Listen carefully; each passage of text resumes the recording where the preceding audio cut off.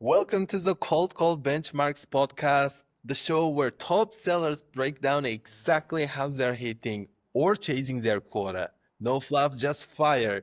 Our guest today is Eyueal from ZoomInfo, a top performing SDR. Just for your context, check Eyueal's LinkedIn because it's absolutely fire. In March 2025, he tracked 181% to his quota, ranking number 2 in entire ZoomInfo as a outbound SDR. So welcome to the show, Eyueal. We're excited to Thank you. chat with you today. Yes, sir. I'm excited to speak to you guys too, man. Honestly. All right, so let's begin in that case. So Eyueal, I know you are a top performing bound and outbound SDR and have so much to share with the audience. So let's start right there. Tell us about your quota. Okay, so yeah, it's a month-to-month basis for my quota. So I have to create 21 qualified opportunities per month to like hit my just initial benchmark. All right. So where are you with your quota right now? How are So you right tracking? now, so right now I'm around about by the end of today, what like maybe so I'm on 9, maybe by 10 by the end of today. So I'm just around the 50% mark just for quota right now. If you miss this quarter, what's the number one reason do you think? Well, I hope I don't. I really hope I don't. Imagine you miss, yeah. But if there was one reason why, I've noticed that I like, especially last month, when you take like a day or two or a few days kind of like of PTO or time off, what really Yeah. happens is like you're behind on a lot of work. So catching all that up, like, just taking one day out, from a month, you may feel like, oh, my percentage that I hit is only gonna go down by 5% or something. It's not really like that. It's like, well, for me persistently, like I'll become unorganized because I have a lot of follow-up tasks from that day that comes in, and it's like, yeah, it becomes a little bit unorganized. So if anything, is if I take too much time off. Yeah, totally. All right. So assume you missed one of your quarters. I know looking through your history at ZoomInfo, I saw like you've been crushing quota every single month. But if you were to miss one of the months, what would you do differently to make sure that doesn't happen again in the next months? Yeah, so I'll kind of like take this back to how I like treat every single month. So at the end of, every month, funny enough, what I do is I'll go into office on a Sunday just for a few hours, right? And what I'll do is I'll go past the whole month, all the meetings that I booked, all the ones that actually qualified, all the strategies that I did, and I'll kind of like look at it from like an operational and strategic perspective. So I'll be like, what things did I do work? What things didn't? What should I cut out? What should I experiment with next month? And then like every month is just like that constant improvement. That 5% better that they say every day. That's what I kind of like do on a month-to-month basis. Lovely. Thanks for sharing that. So now let's move on to the tech stack. How are you currently prospecting the leads? Obviously, you're using ZoomInfo right now. Yeah, that's not secret. So, I mean, some people are pretty like tech heavy. They have like 1 million tools, 25 intent tools, hundreds of tables. Some people are pretty old school, like give me phone and something to dial a list. Where are you like? Tell us about your tech stack and how are you building pipeline today? Yes. Obviously the tools that I use would be ZoomInfo. I use Outreach as my dialer tool, and then I also use LinkedIn Sales Navigator. When it comes to building lists, I do it in a variety of ways, right? So every single month, my strategies always change. I always try new things, see what works even more, what works really bad. It kind of like it's the name of the game. You have to keep evolving, keep trying different things. But obviously, the main things that I do focus on, kind of like to get my pipeline, I would say it would be intent, or B, signal based selling, whether that be, new hires, job postings, champion tracking, those things. That's kind of like encompasses the majority of my pipeline. Do you track them all within ZoomInfo? Sorry? Yeah, I track them all in ZoomInfo. Yeah. Yeah. The new hires, I use ZoomInfo, but I use Sales Navigator too. Okay. So basically you build a list Inside, I'm guessing a sales navigator, then have some signals going on in ZoomInfo. And do you push it to outreach then? No, so what I do is, so my LinkedIn prospecting method is different from my ZoomInfo prospecting method, right? So if we just take a look at LinkedIn by itself, the sales nav method, what I'll do is like I'll get in early morning every single day. I'll find like 20 new, like for example, new hires that may have started at our company, right? Maybe chief commercial officers, VPs of sales, right? I'll send them all emails in the morning, and that's kind of like how I would just do that. And then when the day actually starts, obviously I'll be dialing on my ZoomInfo prospecting list. And then at the end of the day, I would go back onto SalesNav, and then we have like a direct Chrome extension with LinkedIn. So I'll just pull up all the messages that I sent, dial them, and that's kind of like how that would work. Okay, lovely. All right. Now moving on to the next part. I mean, it sounds like you're doing a lot of things, LinkedIn, phone, all the things. And where do your most meetings come from right now? Right now, phones, over the phones. Like how many of those? So if we was to break it down, I would say I'm probably at 65% over the phones and 35% LinkedIn.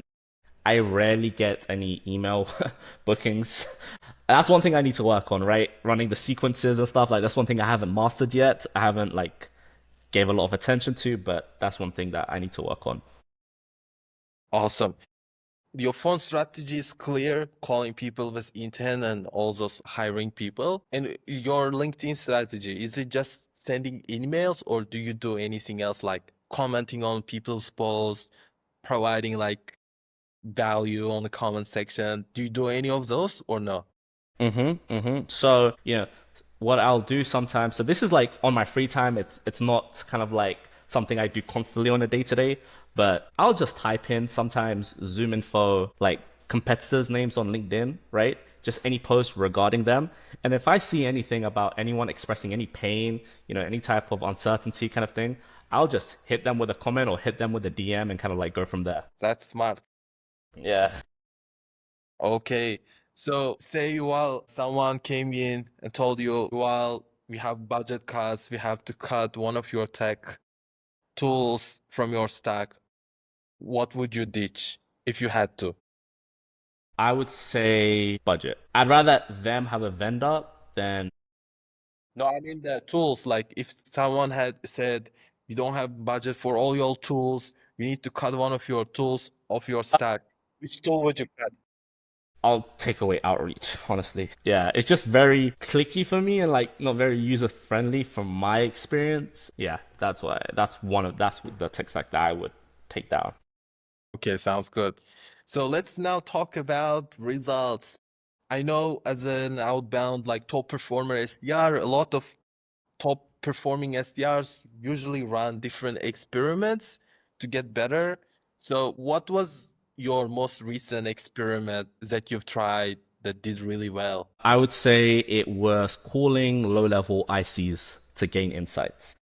I see a lot of reps, calling a VP of sales or a CRO or a CEO, and asking like a discovery question. These guys don't have the time. Some of them will give you the time of day. Some of them, a lot of them won't. They get sales calls all the time. So it's like, if you can build that, if you can build that pre-call research before actually calling them and come to them, with insights, it does honestly go a long way. Awesome. And did you book any meetings from that? Yeah, I want to say I've booked at least 10 like that, 10 qualified meetings like that. For example, I can say, so I saw in a good fit account, it was like a software company. I believe they were actually a dialer tool themselves. And I called an enterprise account executive and I was like, I was just basically asking him, hey, like, I think you guys would be a really good fit for ZoomInfo. I want to speak to your senior director about this. Just wanted to see if you had like any insights for me and kind of like how you guys go about, prospecting and, finding new companies to work with. And most of the time, these guys don't get cold called. So because they don't get cold called, they're more receptive to a conversation for you. And again, like I've told them from the beginning, like I'm not trying to sell you anything, by the way. Like they're a seller too. They know the name of the game. Like I'm like, hey, bro, I'm not trying to sell you. I just want some insights. Anything you can give me, I'll just truly appreciate it. And these guys, they'll just talk away. They'll tell you all the pains that the company has, and it's like beautiful. That's awesome. Very smart of you, man. And about this campaign, are you still carrying on? Do you think it's scalable or you'd have to stop it at some point? I'm not doing it as of now. Reason being because, like, every month I'm always trying to try a new strategy, right? I'm always trying to experiment, right? It's like I don't want to be complacent. Like, at the end of the day, if there's a specific month that I'm not doing really well in, I can just go back to one of the previous strategies that I've done in the past that I know works really well, and I can just do it, right? So for me, it's constant experimentation. For me, what was the other question that you asked me? Sorry. I mean, do you think it's scalable or one-time hit? Scalable. Yeah. So I would say it depends on the segment that you target, right? So when it comes to SMB, that's where the segment that I focus on. I wouldn't say it's as scalable to be speaking to like so many, low level ICs like AEs and SDRs. But when you come up to mid market and enterprise, right? That's where it's going to be even more beneficial because obviously your quota is a lot less. You need to be doing more targeted kind of like outreach. So as you're going up market, you're going to really need those insights, and speaking to those low level reps would really go a long way for them. For that kind of like reason, with a low quota and everything, that will be a scalable approach in my opinion. Okay, thanks for sharing that. Really appreciate it. Now, it sounds like you're running lots of experiments, you all, and obviously some are going to be home runs, some are not. And have you had one of your recent experiments that you thought is going to do amazing, but was an absolute flop? Yeah, yeah, and it was really saddening to me when it flopped because when I came up with the idea, I was like, "Wow, I'm gonna hit quota in a day." Right? I was like, literally, I was like, I'm gonna book like 10 meetings every day, like from this. The strategy was it was to do with LinkedIn scraping.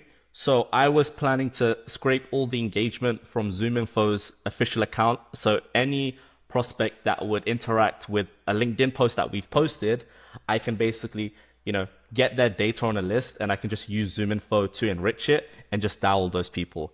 Because in my mind, it was like, look, they've saw something marketing material on LinkedIn about ZoomInfo. They've liked it. That means they've showed interest, right? Like, why shouldn't I book them in for a demo?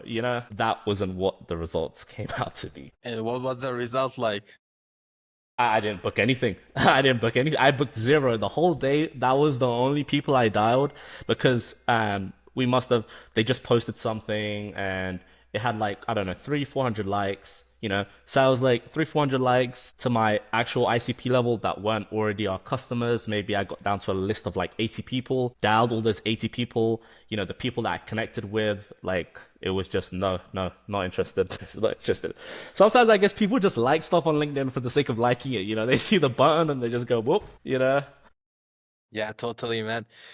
It's interesting that LinkedIn has so many different people opinions about what's going to work, what's not going to work.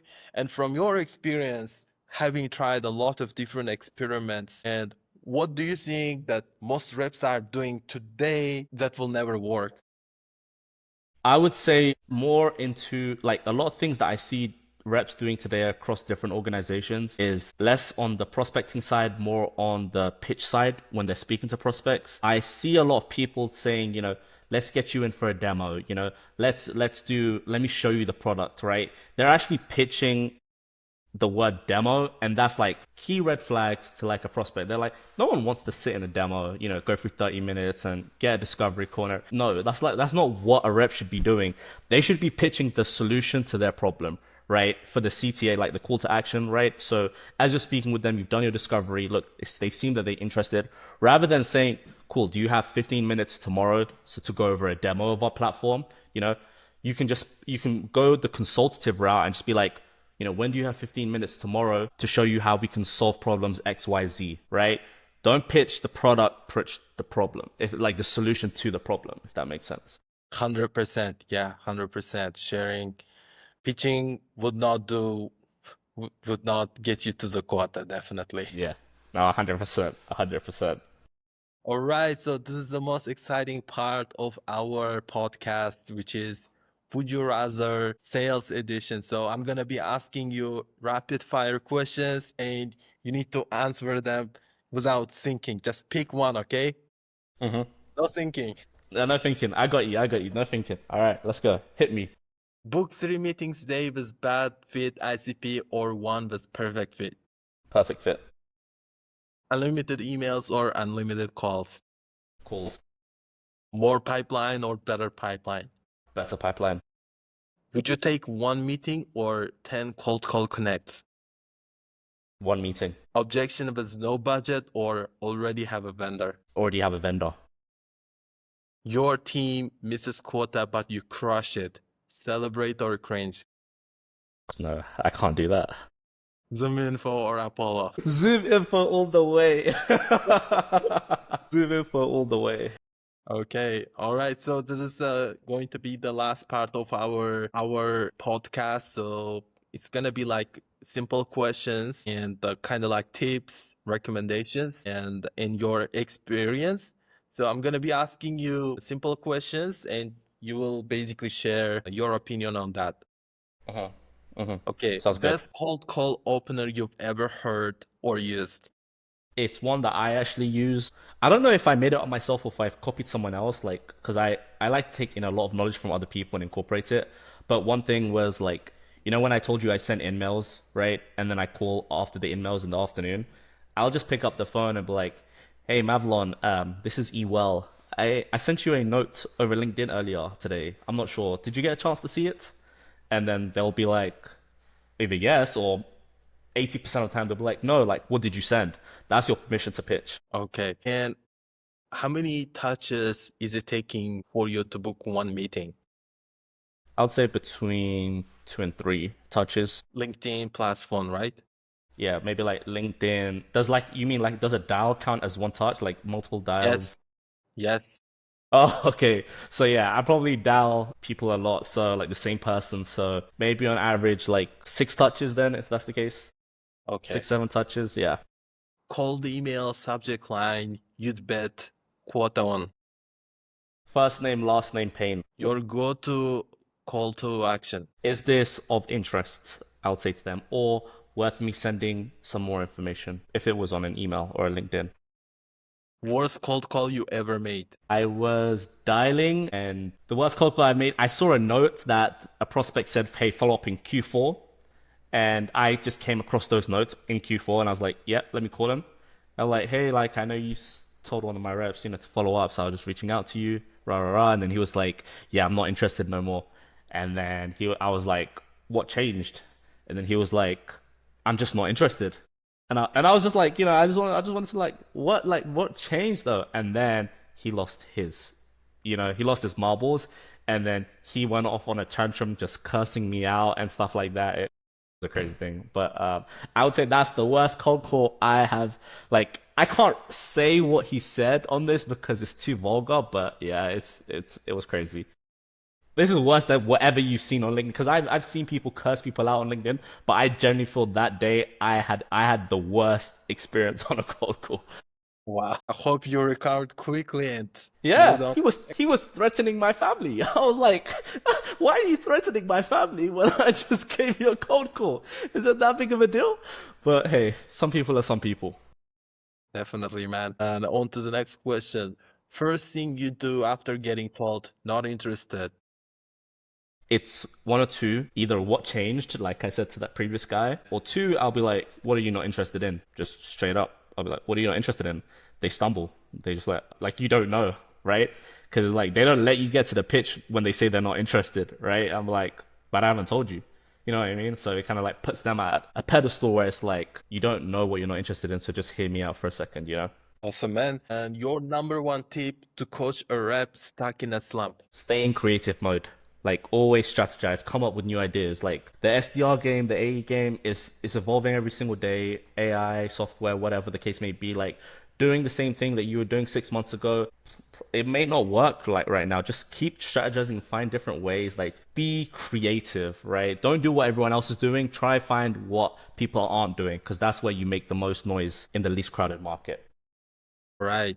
So this one is hypothetical one. Say that you've been promoted to an SDR manager position. One person you'd hire as your first SDR, no matter what. So it does it have to be a person like I know, or it can just be just anyone, like anyone that. You don't necessarily have to know like who would you hire as your first SDR, no matter what. Okay.